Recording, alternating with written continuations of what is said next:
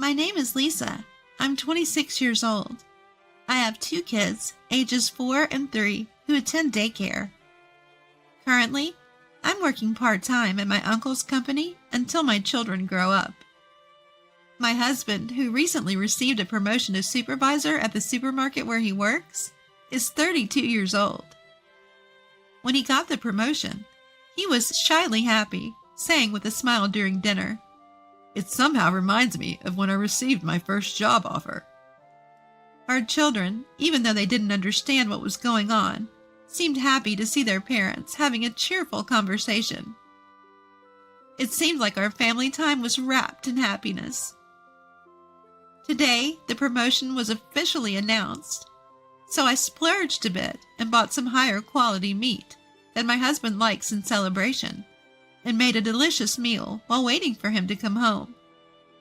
However, when he came home, his facial expressions seemed different.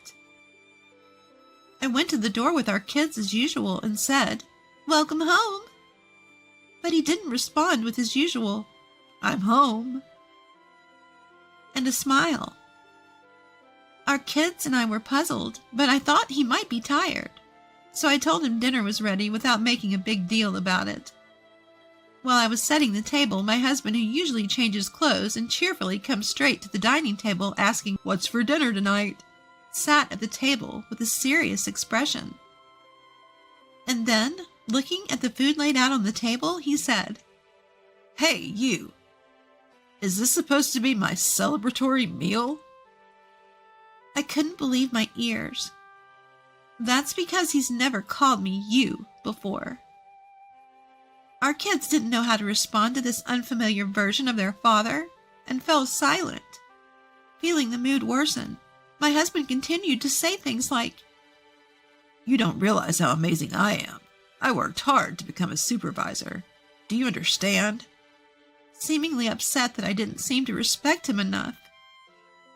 I didn't want the celebration to turn sour, and more importantly, I didn't want our children to look anxious, so I tried to appease my husband. "I'm sorry. Thank you for always working so hard for us. We always appreciate it," I told him. He seemed a bit better after I said that, so throughout the meal, I tried to sprinkle words of appreciation and gratitude into our conversation. But he kept saying things like, "This meal isn't enough for my celebration." I was disappointed because I had splurged on expensive meat that we don't usually buy, and made dishes that my husband likes, thinking it would make him happy. But if he thinks the meal is modest, then I must not have met his expectations. I thought to myself and tried to calm down. I figured his unusual behavior was due to being tired from his first day as a supervisor, and hoped he would be back to his normal self the next day.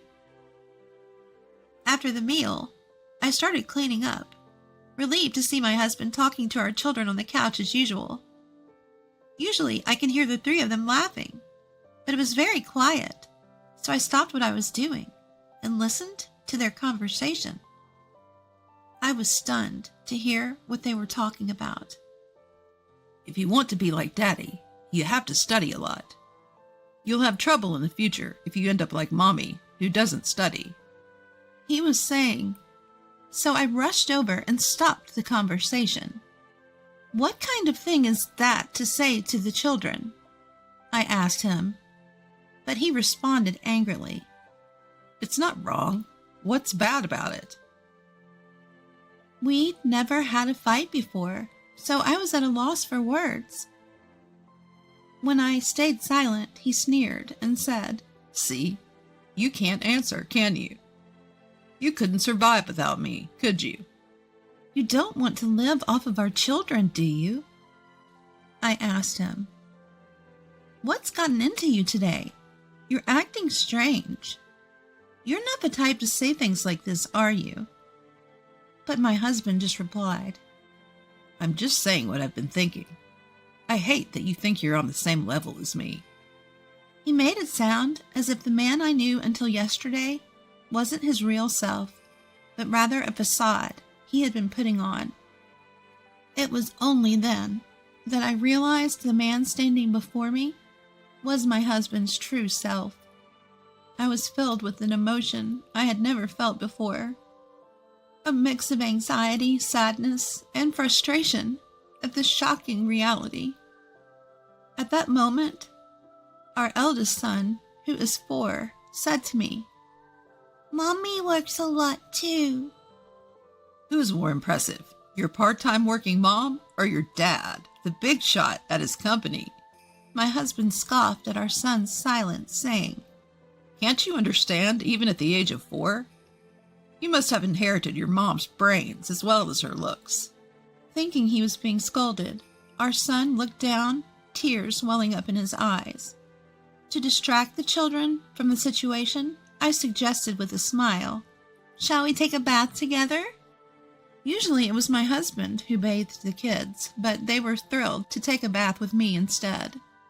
Our eldest son, who usually insisted that I help him undress, quickly started to take off his clothes on his own, and our 3-year-old daughter followed suit, trying her best to undress herself. After helping her a little, her clothes came off, and I praised her with a smile, saying, "Well done." She looked very pleased with herself. Seeing the children like this was so healing that I almost forgot about the incident earlier. While we were in the tub chatting about what happened at daycare, my husband came into the changing room and shouted through the bathroom door, "You're being too loud. And why are you taking a bath before me?" The children clung to me in fear. As my husband grumbled his way back to the living room, our son said with a worried look, "Daddy is mean today." I hugged my daughter, who seemed on the verge of tears, and said, "Daddy is just tired and grumpy today. He'll be his usual self tomorrow." After we got out of the bath and prepared for bed, we went to the children's bedroom earlier than usual. We spoke in hushed voices as not to provoke my husband. The children seemed to find this fun.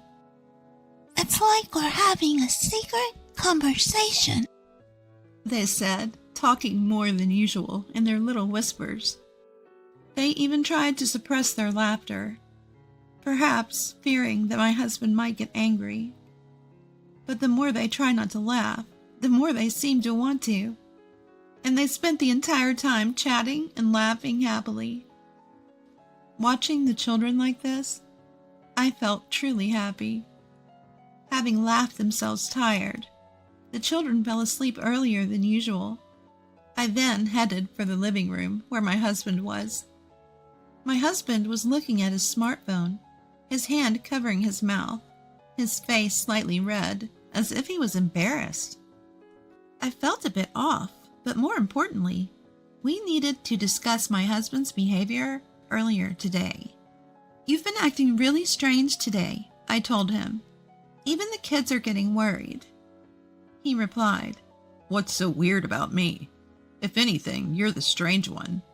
Aren't I supposed to be respected by our kids? Do you want them to turn out like you?"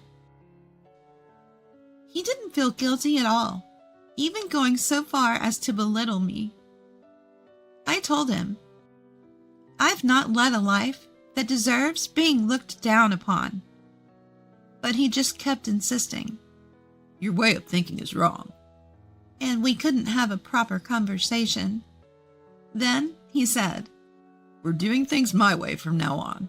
I'm going to change our family's wrong ways." When I asked him what he meant, he suggested that the family should always put him first, take a step back, and create an environment where he can relax. I told him, "That's too different from how we've been doing things. The kids will be confused. Please stop." But it seems like he heard about the family life of a department head he respects, and thought that my and the kids' attitudes towards him at home were wrong.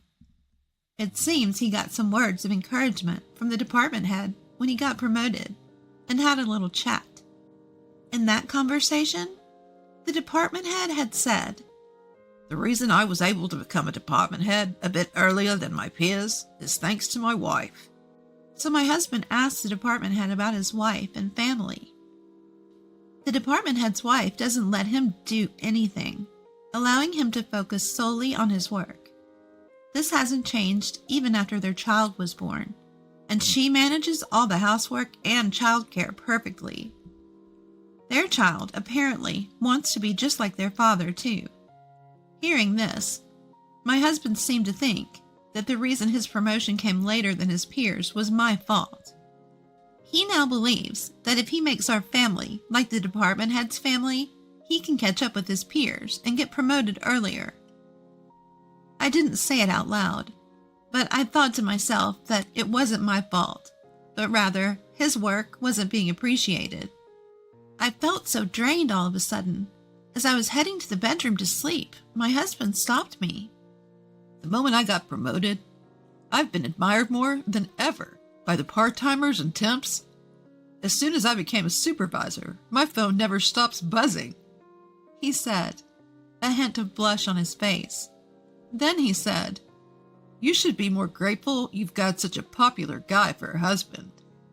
Misunderstanding the fact that people were relying on him means he's popular. I had my doubts about what he said, but I was too exhausted, so I just said, sure, and went to the kids' room. I got into the kids' bed and decided to sleep there. The next morning, I was disappointed to find that yesterday wasn't a dream. When our son casually said, "Good morning," to my husband, he suddenly yelled, "It's good morning, sir," to your father. Our daughter, startled and scared, burst into tears, and our son, holding back his tears, said, Good morning, sir." Seeing this, I yelled, "Don't shout at them for greeting you as they always have." But my husband yelled back at me, "Didn't you understand what I said yesterday? You should be grateful just to be with someone like me," he continued. In front of the children, our eldest son, who had been holding back his tears as he had never seen such a quarrel before, also started crying. I couldn't help but join them in crying due to a mix of anger and sadness. Seeing this, my husband exclaimed, "What a depressing start to the morning," and left for work without eating his breakfast. As I was comforting the crying children, our eldest son caressed my head and told me, "Don't cry, Mom." Wiping away my tears, I hugged the children tightly and assured them with a smile, "I won't cry anymore." Then I prepared for my work and got the kids ready for daycare before heading out. When I was with the children, I could act cheerfully, but when I was alone, I felt incredibly down. I can't help but think about how to restore our family to its previous state of happiness. The company I work for is a consulting firm run by my uncle. My uncle is my mother's brother. Since he and his wife never had children, they've always doted on me since I was young, like a second set of parents. On his recommendation, I obtained the necessary certification to work as an HR consultant, and now I work at his company. After I gave birth to my children, they have allowed me to work shorter hours. While my uncle runs the consulting firm, my aunt runs a real estate agency. Our apartment is rented from her real estate company. When I arrived at work, my uncle noticed my tear-streaked face and expressed his concern. I brushed it off with a smile, saying, "I just couldn't help but cry when I saw the kids off to daycare." But I think my uncle saw through me. He kindly told me, "Don't hesitate to talk to me if you need anything," while patting my head. Once again, I held back my tears and got on with my work. After finishing work at 3 p.m., I bid farewell to my colleagues who were still working and went to pick up my children from daycare. We then headed to the supermarket for groceries. The supermarket is also where my husband works. I am familiar with the staff, so I greet them as I shop. A part-time worker, who usually chats with me, congratulated me on my husband's promotion to supervisor. I responded, "Thank you. It's all thanks to all of you. Please continue to support my husband." Usually, this part-time worker would engage in some small talk, but today she approached me with a serious expression. Just as she was about to say something, my husband, who happened to be in the store, caught her attention, and she quickly returned to her duties. My husband told me, "Don't interfere with a part-timer's work. Finish your shopping and go home." I thought I might have indeed disturbed her work, so I simply replied, "All right," and started shopping, pulling along our child's hand. After finishing shopping and waiting in line for checkout, I saw my husband talking to a young female part-timer at a distance that seemed too close for just work-related conversation. I brushed it off and continued with the checkout when my daughter went over to my husband and the part-timer. My husband shooed her away with a dismissive hand gesture. She returned to me with a saddened expression. As I looked at my husband, he and the part-timer went into the back of the store through a door. My woman's intuition was at work, and I had a bad feeling. But more than that, my mind was filled with the question of how could I restore my family to its previous happy state. After doing the shopping, I got home, let the kids play, and pondered while preparing dinner. But no good ideas came to mind. I thought about consulting my uncle, but I decided to think more about it because it's about my own family. I told myself that there must be a way out. I had dinner ready by the usual time my husband gets home, but no matter how long I waited, he didn't come back. I thought I would just get scolded if I called him, so I waited for him to come home without calling. I ate dinner with the kids first, took a bath together, and finally, when the kids were asleep in their bedroom, my husband came home. His working hours are from 8 a.m. to 5 p.m., and the store closes at 8 p.m. I wondered if he had to work overtime. So I didn't ask anything and just reheated dinner. However, my husband said, "I don't need dinner today. I've already eaten." So I silently turned off the stove and cleaned up. When I glanced at my husband, he seemed to be exchanging messages with someone on his smartphone. He noticed my gaze and began to make excuses, even though I didn't ask, saying, "Listening to the employee's concerns is also a part of a supervisor's job." At that moment, I felt my woman's intuition was getting closer to the truth. Something's fishy, I thought.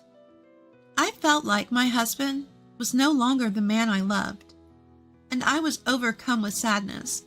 My heart ached sharply. My heart rate quickened, and I felt constricted. I can't restore my happy family by myself. As my suspicion that my husband may have a woman he likes approaches certainty, my goal of restoring a happy family seems to be drifting away. My legs started trembling, so I said goodnight to my husband and decided to sleep in the kids' bedroom again. But I couldn't sleep, and morning came. The kids remembered what happened yesterday morning and said, "Good morning," politely to their father. I saw my husband off to work after breakfast saying, "Have a good day." During the sleepless night, I was thinking about how to restore my family. To do that, I concluded that I must bring back my husband's feelings towards the family. So I decided to study cooking more and work harder on housework to win back his feelings. However, my husband started coming home late almost every day and stopped eating at home. I thought I should not provoke him now and did not discuss it with my husband. No, maybe I was scared to find out that my husband's feelings were no longer with me, and I might not want to hear harsh words from my husband. So I started to avoid conversation as much as possible. One day, when I was sleeping in the kids' bedroom as usual, I heard a conversation in the living room as if my husband was talking to someone. Even though I thought eavesdropping was bad, I quietly approached the living room door and listened to the conversation through the door. "It's okay, Mary. She won't find out. My wife is so oblivious." I realized that the woman my husband is thinking about now is Mary. "I really love you, Mary," he said. I was listening very calmly, as if I had given up on winning back my husband's feelings. I could give up my family for your sake, Mary. When these words came out of my husband's mouth, my mind went blank. I flung open the door and confronted my husband. What do you mean by giving up your family? Are you saying you'll abandon not only me, but also our children? I yelled at him. My husband quickly hung up the phone, his face slightly flustered. But the next moment, he had a defiant attitude. You'd have a hard time with 2 kids if we divorced, so just silently accept that I'm seeing her, he said. What are you talking about?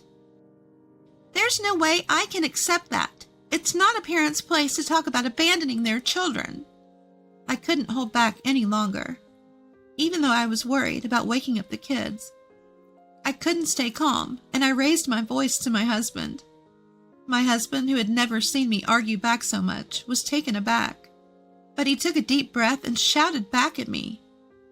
Who do you think you are, working part-time? If you're so bitter, stop leeching off me. Don't you dare defy me. The next moment, our eldest son went up to my husband and cried out, I hate you! Get out! My husband said to our eldest son, You guys are the ones who should leave. I stood in front of our son and said, Don't be so harsh on the kids. I thought our son would cry even more, but he was glaring at my husband with an angry face. My husband took out an envelope, likely from the government office, from his bag, and handed it to me with a smirk. Inside the envelope was a divorce paper. You guys get out. I'll give you 2 days. Be out by then. Saying that, my husband packed his things and left in the car. I hugged our eldest son and said, Thank you for standing up for Mom. To which he replied, I hate anyone who bullies Mom, and began to cry. When I went into the bedroom where our son and daughter were, our daughter jumped out of the bed, hugged me, and started trembling as she cried. I told my children, Shall we live somewhere without Daddy, just the 3 of us? Without any hesitation, the kids said, We don't want this scary place. We don't need Dad. Their decision as little kids might change someday. However, living with someone who can easily say that he will abandon his children for the woman he loves will never lead to the happiness of the children. On the contrary, it might hurt the children physically and mentally. I thought the first priority was to separate the children from my husband as soon as possible. So even though it was late at night, I called my parents and told them everything that had happened. My parents told me to come home right away, but I declined, because it would take 2 hours to get there from here. The reason was that I really enjoyed the job at my uncle's company, and I thought it would not be good for the children to change their environment completely. Moreover, they have a lot of friends at the daycare center, and they look forward to going there every day, so I couldn't choose to go back to my parents' house right away. I consulted with my uncle and told him that I was planning to rent an apartment from my aunt's real estate company. My parents were worried, but they said they would come here first thing tomorrow and ask my uncle and aunt together. The following day, my parents came to my uncle's company, pleaded with him on my behalf, and my aunt was present too. They promised me they would rent me a room. Afterwards, since I was quite busy with work, I asked my parents to handle the moving preparations and picking up the kids from daycare.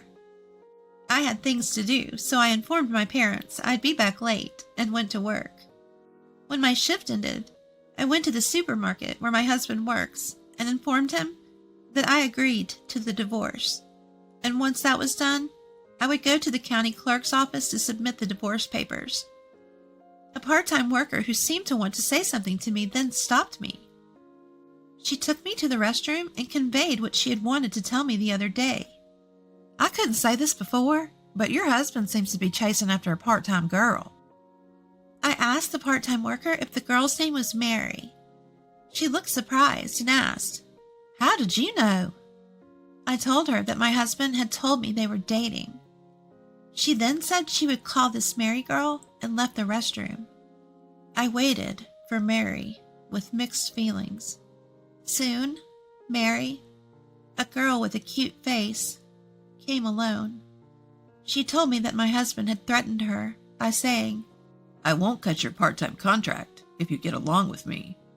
He also told her to exchange contact information, and she reluctantly did so, after which she started receiving messages from him at all hours. She told me that he waited for her near the employee entrance until her late shift ended every day, and asked her to go to the diner, which was troublesome for her. What was even more frightening was that on Mary's days off, he would come near her house and tell her to come out. She thought this was scary, if true, and showed me all the content of the messages as evidence. I understood that what Mary was saying was true, and I told her that I had heard from my husband that he was dating Mary, and that wasn't the cause, but I would be submitting the divorce papers afterwards. Mary said she wished she had told me about this sooner, but I told her not to worry about it, as this divorce was inevitable. For some reason, we hit it off and exchanged contact information, and then left the restroom. I looked around the store for my husband. However, I couldn't find him, so I went around to the employee entrance and decided to have him called from the office. My husband approached me with a grin and said to me, So you've come to your senses. You can't support 2 kids on a part-timer's salary. With no sympathy left for my husband, I coldly retorted, I can't do it anymore. Let's get a divorce. He looked surprised and asked, Are you sure? How are you going to raise the kids on your own? I replied, You do know I work as a social worker, right? I work part-time with reduced hours, but my income is higher than yours, so don't worry. He seemed surprised. Then I said, I'm going to submit the divorce papers. Goodbye, and headed to the county clerk's office. After submitting the divorce papers, I felt a strange sense of relief, and I couldn't wait to see my children. As I was walking home, I heard a voice from behind me saying, Oh, Lisa! I turned around to see the department head's wife waving and approaching me. You seem cheerful. Something good happened? She asked. Well, it's a bit of a long story, I started, and she kindly suggested we go to a cafe to talk. I was hoping to see my children, but I also thought it best to inform her of my divorce, so we went to the cafe together. I told my parents, I'll be late. I have some things to discuss with the department head's wife before settling down at the cafe. I also informed her about my divorce and the reasons behind it. She seemed surprised to hear this. Oh, it sounds like you've only heard a beautified version of the story, she said. According to her, the department head is quite helpless outside of work. He's clumsy to the point that even when he tries to help with housework, it ends up creating more work for her. For instance, he would break dishes while washing them because his hands would slip with the soap. He would hang the laundry without straightening the wrinkles, and he almost caused a fire by overheating the pan while cooking. So she told him, just focus on your work. Every time you do something, it just adds to my workload. The reality was that the department head wanted to help with the chores, but she had forbidden him from doing so. When I asked if their child admired the department head because he became a manager at a young age and was therefore respected, she said, That must be it. He doesn't have to do anything at home. My husband is a complete goof outside of work. That's what makes him adorable. She smiled happily as she said this. I realized then that the department head wasn't a tyrant at home, but rather a cute husband who was led by the nose by his wife. They seemed like a pleasant family. I also discussed my concerns about what Mary was going through with my husband. I spoke to the department head's wife about Mary without her permission, considering Mary's safety. I knew her father was an executive at the supermarket where my husband worked. I was certain that her husband, who was eager for promotion, would succumb to pressure from above. The department head's wife said that if this was true, it would be a violation of company policy and needed to be investigated, so we ended the conversation there. Before we parted, she said to me, "You and your children have the right to happiness. If anything happens, let me know." And we exchanged contact information. When I hurried home, the house was already empty. "We've finished preparing for the move.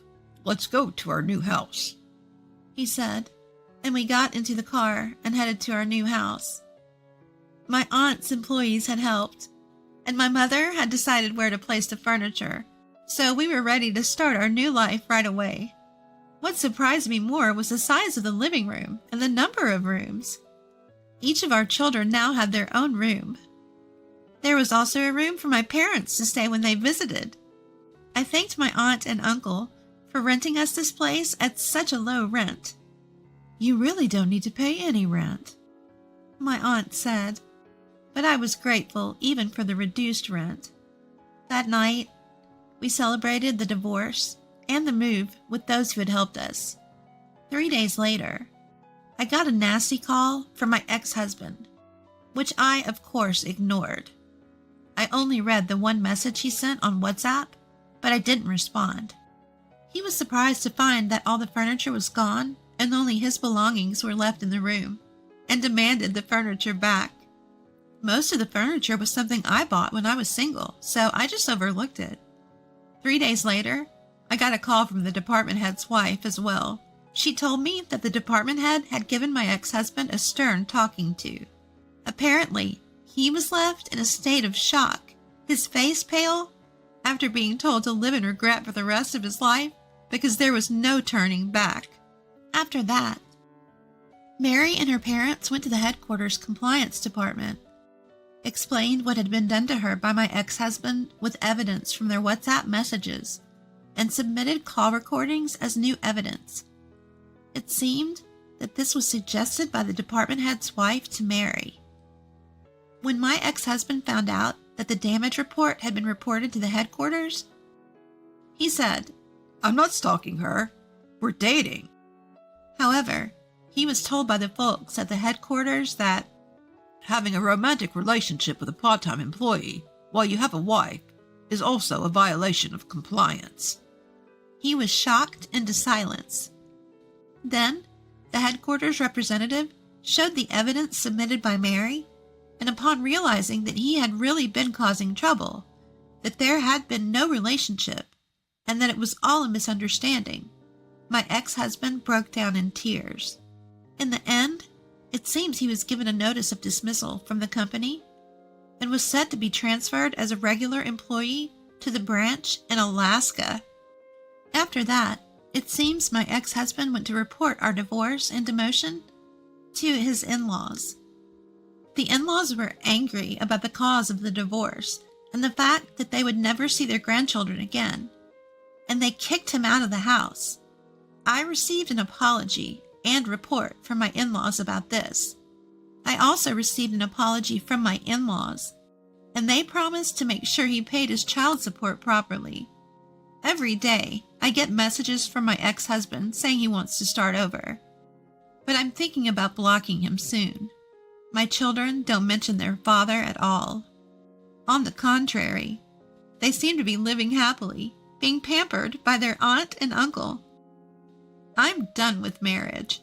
From now on, I want to protect my children's smiles and happiness at all costs. My name is Adeline. I grew up with my dad and mom, just the three of us.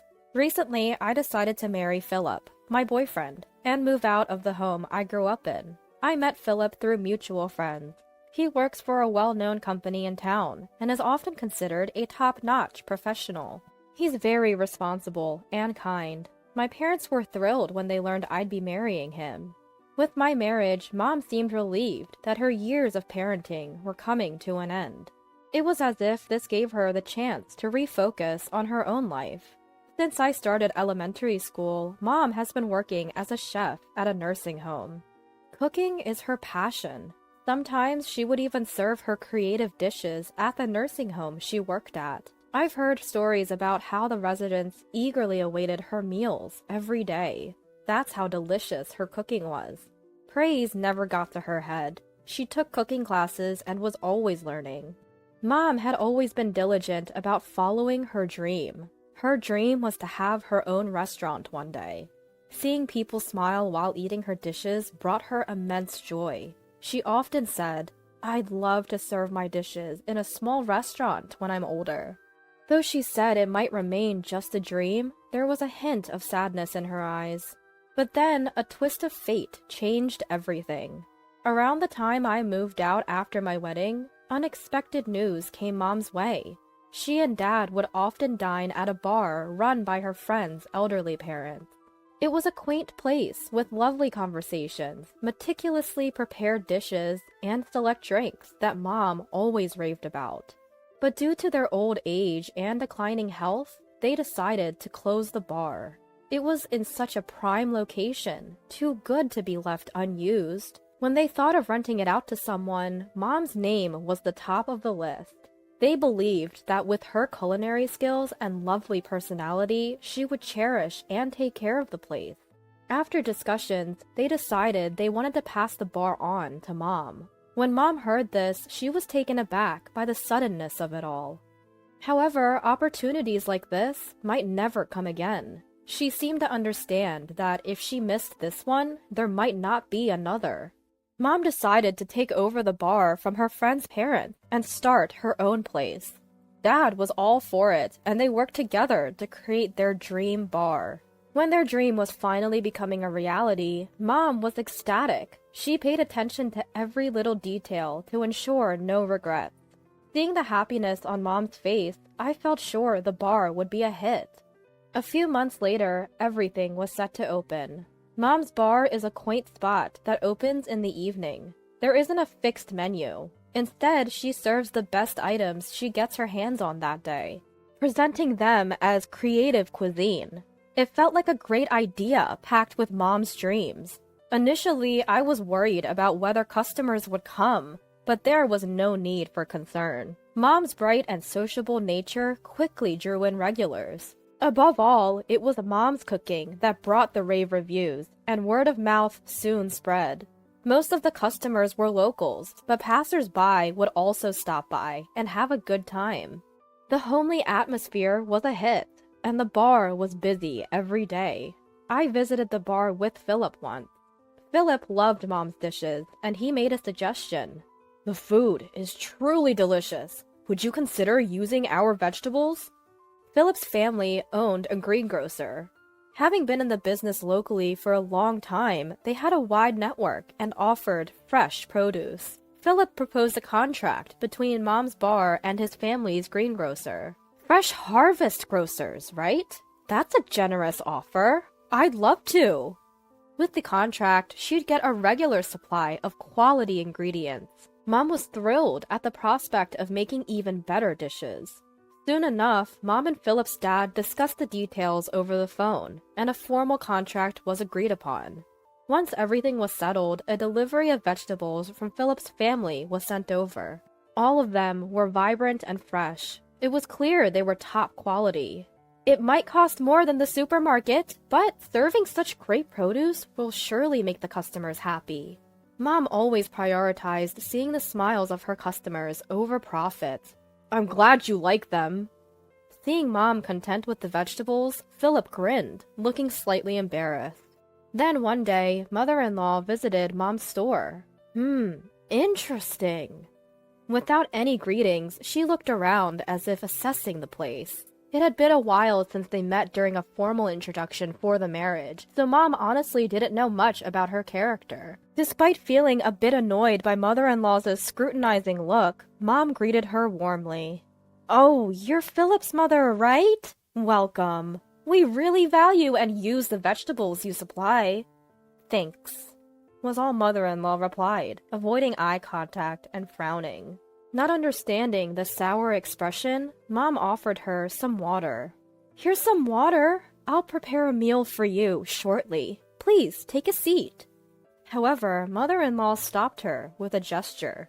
No need. I just came to check out the place today. I was concerned whether our family's produce was properly being used in such a small establishment. Stunned by her arrogant attitude, Mom was at a loss for words. Seems like you have a good reputation here. That's nice, mother-in-law said with a sly grin. Mom just listened in silence. Well, it appears you're using our veggies properly. It would be a problem if you weren't. Oh, since I'm here, how about I book for 50 people? As you can see, this is a small place, and I don't think we can accommodate 50 people. After making several snide remarks, she now proposed an impractical reservation. The eatery, with a few tables and counter seats, couldn't possibly fit 50 people. You think this tiny space can handle a big crowd? Then let's see your cooking skills. Pack them into lunchboxes. I'll order 50 for next Friday's lunch. Can you handle that? The mother-in-law's taunting challenge seemed to ignite Mom's fighting spirit. Lunchboxes it is. I can definitely make 50 by next Friday. With that reply, the mother-in-law left with a sour look on her face. While Mom had confidently accepted the challenge, she had never prepared such a large order before. I decided to lend a hand, knowing it'd be quite the task for one person. But Mom was so skilled. I often felt she didn't even need my help. I just focused on packing the food so it looked as appetizing as possible. Before we knew it, we had only 10 minutes left to the mother-in-law's pickup time. We managed to create vibrant, tasty lunchboxes on time. This has to be perfect. I put my all into it. There's no way she can complain now. Mom looked really proud of her accomplishment. She had probably been planning the recipes for this day. I noticed several detailed recipe notes pinned up in the kitchen. Clearly, she was very dedicated to this task. But as soon as the noon hour approached, there was no sign of the mother-in-law. After waiting for 30 minutes past the pickup time, I called her to check in. Hello, we have the lunchboxes ready. Will you be coming to pick them up? If you're busy, we can deliver them for you. What she said next was utterly shocking. Oh dear, I completely forgot about the lunchboxes. I already had my lunch. Just cancel my order. Wait, we've already made them. We can't cancel now. At least pay for the cost? You can't be serious. Families shouldn't charge for cancellations. Anyway, I'm busy. She had not only forgotten her order, but now refused to pay. I was stunned, lost for words, when she abruptly hung up. Heartbroken, I told Mom about the conversation. She looked devastated. I should have taken payment up front, and accepting an order for 50 was unrealistic. I shouldn't have let her provoke me. Mom seemed deeply upset by the hard work she put into those lunchboxes. It's not Mom's fault. She simply kept her promise and made the order as requested. It's mother-in-law who's in the wrong here. It felt such a waste to dispose of these wonderful lunchboxes. Hoping against hope, I decided to call Philip. Philip, I'm sorry to disturb you at work. No worries, it's almost lunchtime anyway. What's up? Since it's almost lunchtime, I have a favor to ask. What happened? Well, mother-in-law had placed an order for 50 lunchboxes today, but she canceled at the last minute. I didn't want them to go to waste, so I was wondering if anyone at your office would want them. Hearing this, Philip let out a deep sigh. Ugh, I can't believe it.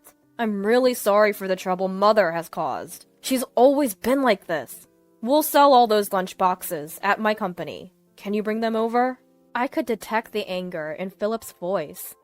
Thank you. It's such a waste to throw them away. We can give them out for free, and if there are any leftovers, you can bring them back home. As promised, I delivered the lunchboxes to Philip's office. Mom, still reeling from the lunch incident, felt too upset to continue with the evening shift. As she saw customers outside looking at the closed for today sign, she seemed even more downcast. At that moment, Philip, having finished work, hurried over. Mother-in-law, I deeply apologize for the inconvenience my mother caused. There's no need for you to apologize, Philip. Please, look up. Philip, still with his head down, continued his tale. Actually, Mom, mother-in-law was jealous of your shop. She envied you because she couldn't do it herself. I never imagined she'd go this far to harass you. I'm truly sorry. Mom was taken aback, unaware that mother-in-law felt this way about her. Mother-in-law was envious because people liked Mom, and she even opened up her own store. Unlike Mom, mother-in-law wasn't good with people.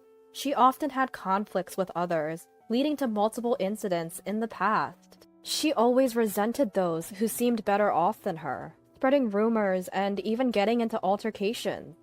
Every time she caused trouble, Father and I stepped in, but this time, it's unforgivable.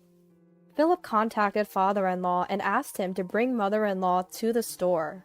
Shortly after reaching out, father-in-law, almost dragging mother-in-law, arrived at the shop. I apologize for my wife's selfish actions. We will cover all the expenses. Apologize, now! Father-in-law urged mother-in-law. However, mother-in-law sulked and pouted. You don't need to pay. Philip sold all the lunchboxes at his office, thankfully, so we didn't end up at a loss. Mom declined their offer. Upon hearing this, mother-in-law exploded in anger. You think your son like that? Just because you own a store doesn't mean you're above everyone. Mother-in-law's face turned red as she shouted. Philip was supposed to stay with us. This is so infuriating. The sight of mother-in-law shouting in blind rage was unsettling. Father-in-law tried his best to calm her down, but she was beyond control. Just then, a regular customer, noticing the commotion, walked in. The customer recognized that the disruptor was the Fresh Harvest grocer's mother-in-law. With father-in-law, the customer helped restrain mother-in-law. Watching this unfold, a distressed mom stood up and addressed mother-in-law sternly. I can't tolerate you causing a scene and bothering our customers. You act all high and mighty for such a small store. At mother-in-law's words, Mom's anger exploded. Who do you think you are, acting all high and mighty? If you feel that way, fine. I'll end our business agreement with your store. What? Wait, what did you just say? Did you not hear me? I said I'm ending our agreement with your store. As Mom declared this, father-in-law immediately became frantic. No, anything but that. Father-in-law desperately didn't want to sever the business contract with Mom. In truth, the business of Fresh Harvest Grocers, which had been running for many years and stocked fresh vegetables, had been declining year by year. Though Fresh Harvest Grocers provided quality produce, they weren't meeting the community's needs. Recently, the number of apartments and single individuals, including students, had grown in the area. Additionally, several big supermarkets had started to emerge. With more people looking to buy cheaper vegetables at supermarkets, Fresh Harvest Grocers saw a gradual decline in customers. Despite Fresh Harvest Grocers' widespread reputation, they couldn't sell a large variety of veggies at low prices like major supermarkets. Therefore, having small businesses like Mom's continuously purchasing vegetables was something father-in-law greatly appreciated. Terminating that contract was the last thing father-in-law, the business owner, wanted. I beg you, please, reconsider the contract. I'll talk to my wife about her behavior. Why does it matter? It's just a small store like mine. You always act like this! It's because of that attitude that we've lost customers! You need to reflect on your actions! Not only was mother-in-law rude to Mom, but she was also often curt with other customers. She sometimes made unnecessary comments, leading some customers to feel uncomfortable, and decide not to return to Fresh Harvest Grocers. To think you can't even understand when it's spelled out for you! And to behave this way towards Philip's mother-in-law? It's unforgivable! Mother, Adeline, I deeply apologize for my wife's rudeness.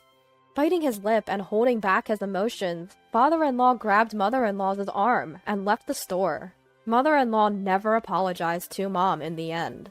Later on, Philip visited Mom's store with a big smile on his face. Anything good happen? Well, my parents got divorced. Since Mother left, the customers have been returning, and the business is slowly stabilizing.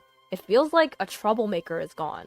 Father-in-law, fed up with mother-in-law's lack of remorse, decided to divorce. But mother-in-law didn't accept the divorce easily. She impulsively initiated divorce mediation, but in court, she only made self-centered remarks. She rudely addressed the family mediation committee, which put her at a disadvantage in the mediation she started. She had no allies, and the divorce was easily granted. Father-in-law seemed relieved that the divorce didn't take much effort. Now, he has no contact with his ex-mother-in-law, and their relationship is completely severed. Now, without mother causing any more trouble, I can't stand causing you any more inconvenience. Philip seemed to feel a weight lifted, recalling all the past troubles with mother-in-law. Philip, I'm looking forward to our continued relationship. Mom was carefully prepping the vegetables from Fresh Harvest grocers. In reality, she hadn't terminated the contract and continued to buy from them. No matter how bad mother-in-law's attitude was, Mom genuinely loved the produce from Fresh Harvest grocers. The pasty vegetables were popular with customers, enhancing the reputation of Fresh Harvest grocers. Because of this, some regular patrons specifically came for their produce. Promoting Fresh Harvest grocers, Mom's store became very significant for father-in-law. Moreover, there was more good news. The lunchboxes sold to Philip's company were a hit among employees, leading to more requests. Thanks to that, Mom began selling lunchboxes at noon. The nutritionally balanced lunchboxes were popular, especially among younger locals. With good sales and affordable pricing, nothing was left unsold. She also received bulk orders from Philip's large company, and though busy, Mom joyfully cooked. Years later, her shop still thrived. She could afford to hire part-time workers, easing her burden. A woman, fond of Mom's cooking, came to apprentice. I never thought I'd become a master. It's embarrassing to call myself that. Fulfilling her dream of having her own shop, Mom's next dream was to sustain it. She thought of entrusting her dream to this woman. As Mom adeptly taught the apprentice, she indeed looked like a master chef. I want to keep enjoying Mom's cooking, so I wholeheartedly support her dream of continuity for her shop.